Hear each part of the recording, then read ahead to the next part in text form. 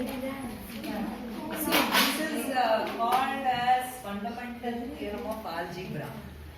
So the thing is, if I say, let us say, there is some equation where the degree is n, some x power 17 or x power 100, x power 900, something. So it says that every equation of degree n will have n roots, real or complex. That is what it says. So we'll understand that. It will take time. So when you do the quadratic equations, they are saying, you know the formula, no? Minus b plus or minus that. First thing is, see, the thing is, every number system is represented by the ability to solve some equations. Every number system. When you are unable to solve certain equations, you move to a higher number system so as to solve that equation. So that is the basic thing. You have learned about integers.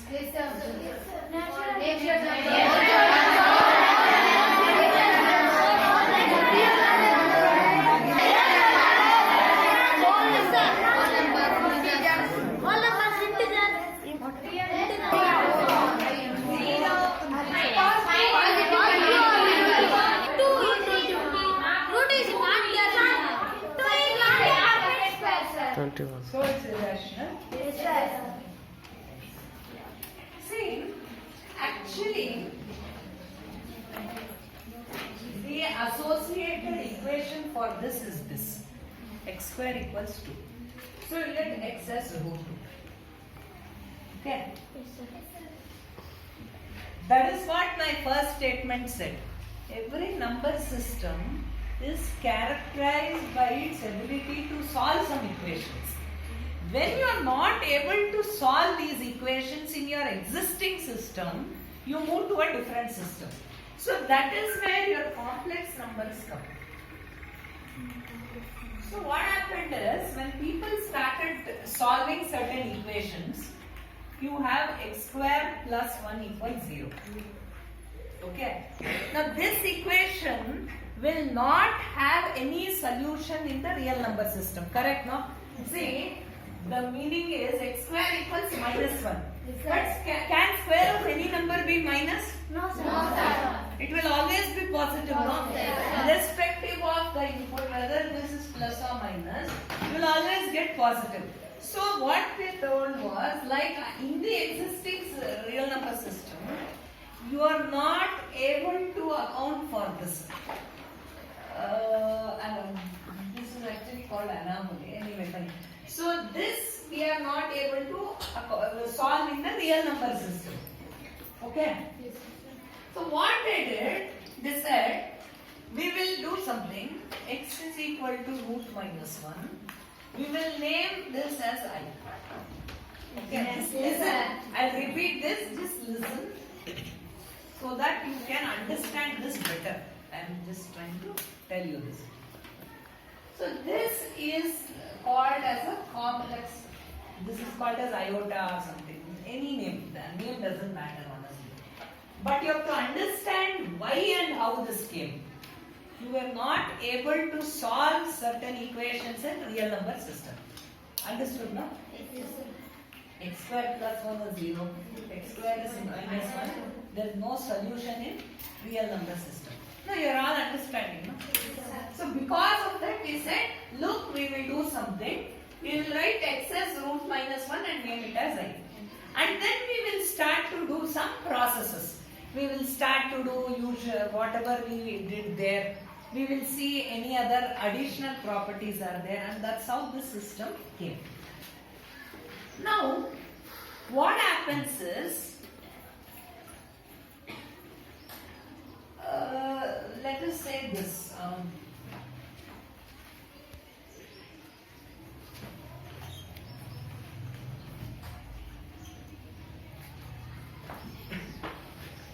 In your complex number system, you have something called as the real axis and imaginary axis. Okay? What is it called? Just like you have x and y for the real number system. Understand this is so interesting. So, when I say z equals 8 plus 3i, it is the real part of z and 3 is the imaginary part. You understood? So, this any complex number is represented of the form a plus I. What is I?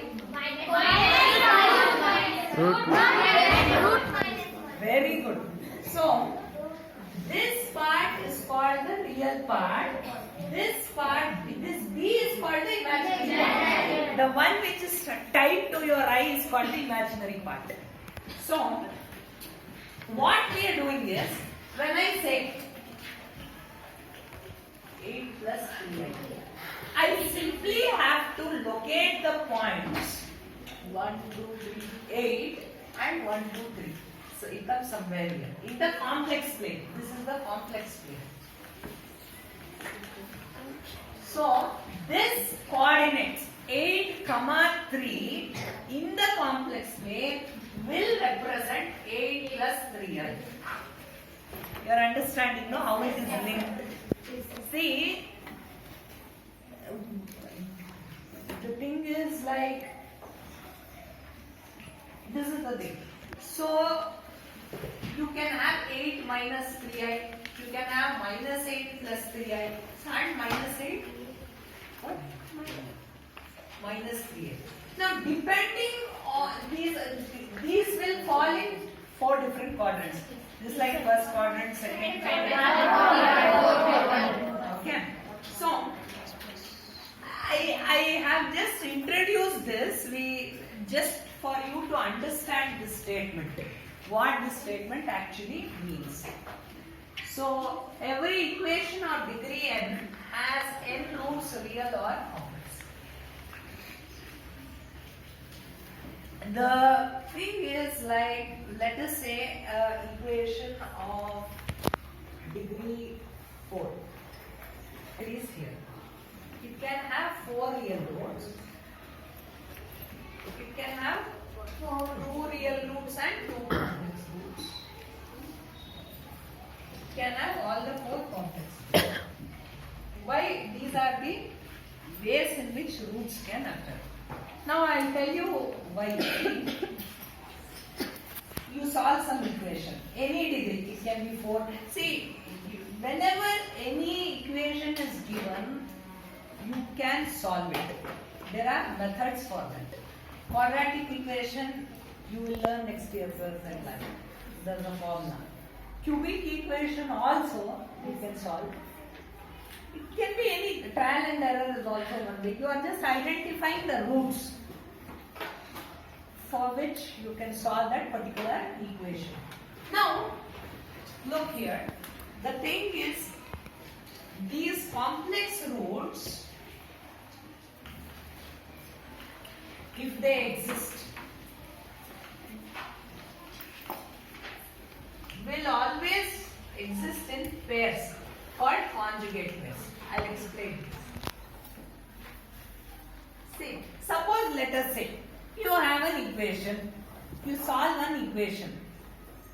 You will get 8 plus 3i as one of the roots. Okay? 8 plus 3i as one of the roots. Then, mathematics says that 8 minus 3i should also be a root. A plus ib is a complex number. What is A called? Real part. B is what? So, A plus ib is a complex number. A minus I, if this complex number is a root of an equation, A minus IB is called the conjugate of that, and that will also be the root of that equation. So they exist in pairs. You understood now? Yes, sir. Complex roots, they always exist in pair. 7 plus 4i, 7 minus 4i will also be a root. You're understanding? So, that is the reason why I wrote, let us say the degree is 4. So, when the degree is 4, how many roots it will have? 3. It later, but it will definitely have 4 roots. When the degree is 100, how many roots it will have? Degree is 5000. Okay. Whether you are able to calculate through a general formula, that's a secondary question. But 100% there will be 5000 roots. Whether you can detect all of them, whether you can solve all of them, that's a different question. But the theorem says that if the degree is n, it will have n roots. Real or complex, we have to see. Now, when you have 4 roots, when you have equation of degree 4, it will have 4 roots. It can be 4 real roots. Now, let us say I have 3 real roots and 1 complex. R is real root, C is complex root. Okay. Yes, sir. Now, 3 real roots and 1 complex root. But can it be possible to have 1 complex root? No. I said if 8 plus 3i is a root, 8 minus 3i will also be a root. So they should exist in pairs. So 3 real root and 1 complex root to exist is not possible. So it should have 2 real roots and 2 complex roots. Similarly, can I have 1 real root and 3 complex root? No, sir. Not possible. 3 complex roots means 2 of them are in pairs. I will have 1 more complex root which is not having a pair. But what I said, what my theorem says, complex roots will always exist in pairs. So 1 real root and 3 complex root are also not possible. So I should have all the roots as complex. Understood now? Yes, sir. Now, these are the possibilities you can list down depending on the problem. Let us say the equation has degree 5.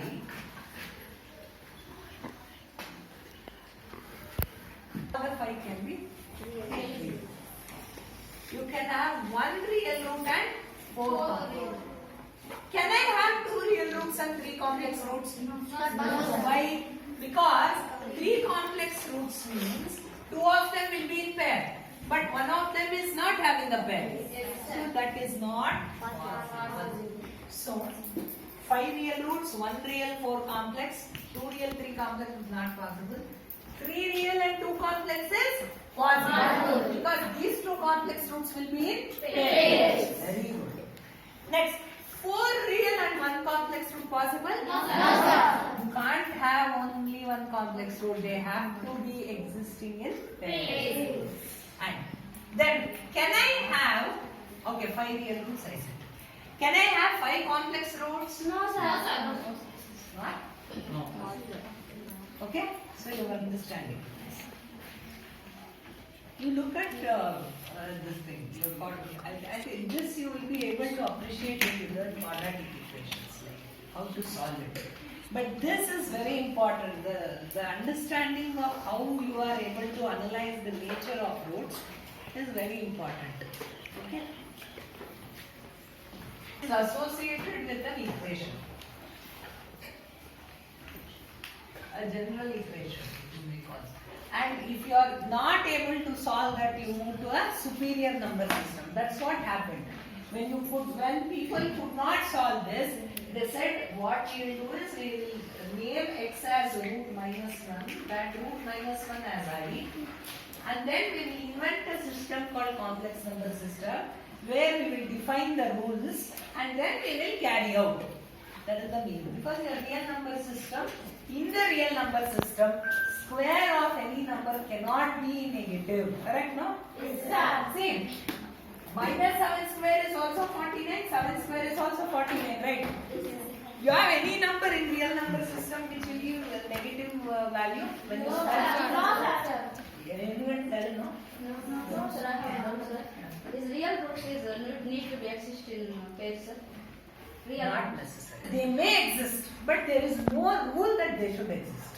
They may exist also. Plus 7 minus 7, plus 8 minus 8. They may exist also like that.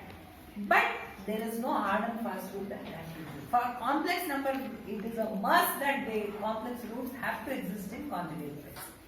Very good. Okay? You all like this? Yes, sir. Just for you to understand and appreciate. Doubt? What?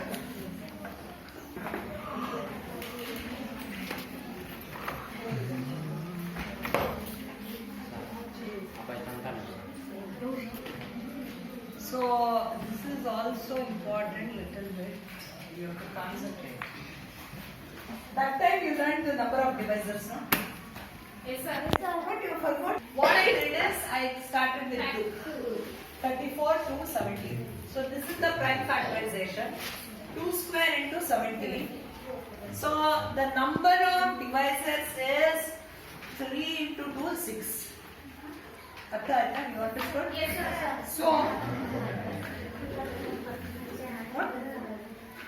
Now these are the factors. 68 1, 17 4, 34 2. The aim is to get the sum of this. See, this is a very small example. You can just add do that. But if it is a 3-digit number, if it's a 4-digit number, if it's a 5-digit number, you need some formula, no? You need technique. Otherwise, you can't do. How can you add all those factors? If you have 500 factors, how will you add all of them? Correct, na? So that is the thing. We have this formula. See, please listen. See. Concentrate on this one. Now 2 square into 17. Now what you are supposed to do is 2, okay? This 2. It is raised to the power 2. Plus 1. This is common. Minus 1. By 2 minus 1. Whatever the base is, I will write it as generally P1 power M1, P2 power M2. Let us say. So it will be P1 power M1 plus 1 minus 1 by P minus P1 minus 1. See, P1 are all the base to 17 and it may be anything for me. So this is the thing into P2 second base. Power M2 plus 1 wait and write that. This is the thing into, now what is the 17 power 1 plus 1 minus 1 by 17 minus 1. Now 2 cube is 8 minus 1 7. 17 square is 289 minus 1 288 by 16. So 7 by 1 into 288 by 16 1 and 18. 18 sevens are 126. This is what you got. Now these are the factors 68 1 17 4 34 2. When I add all of these, I will also get 126. Without doing this, you can do directly. Understood, na? Yes, sir. Or I'll give one more example. Yes, sir.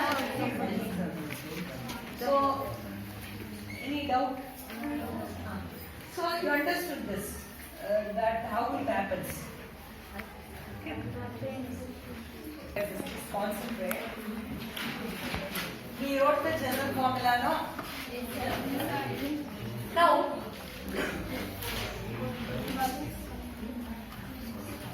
2 to the power 2 plus 1. చూడు Venkateswarlu bracketing means we are multiplying.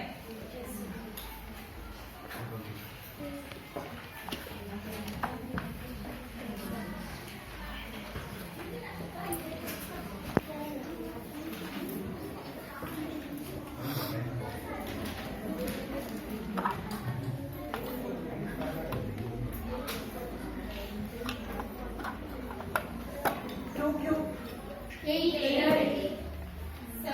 7 by 1 is 7. 3 square.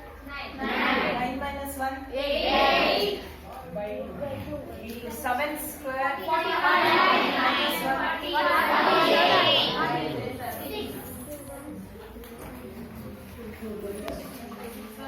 6.